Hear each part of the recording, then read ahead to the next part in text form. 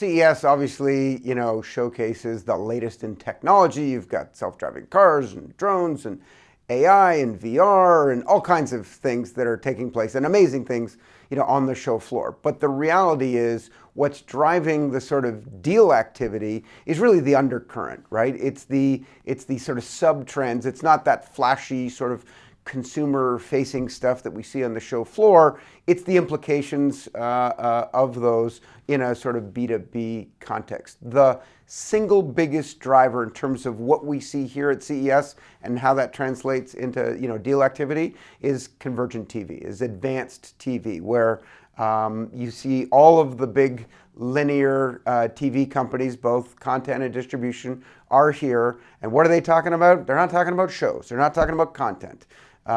They are talking about technologies that allow the sort of targeting and delivery of specific content and specific advertising to individuals and homes because of the new way that TV is consumed by consumers.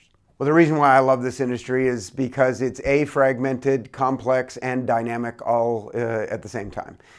So when you get significant sea changes like these technology applications to a $160 billion television market, obviously, people make their moves. And we're seeing that in terms of, the AT&T Time Warner pending transaction, in terms of, Disney, Fox, Scripps. There's a lot of moving parts right now, and companies in both legacy and the sort of digital world are positioning themselves for that by making moves that aggregate distribution, content, getting scale. They all see the sort of Google, Facebook, Apple, Amazon, Netflix coming, and they've clearly figured out that scale is now on a whole new level and they have to get ready.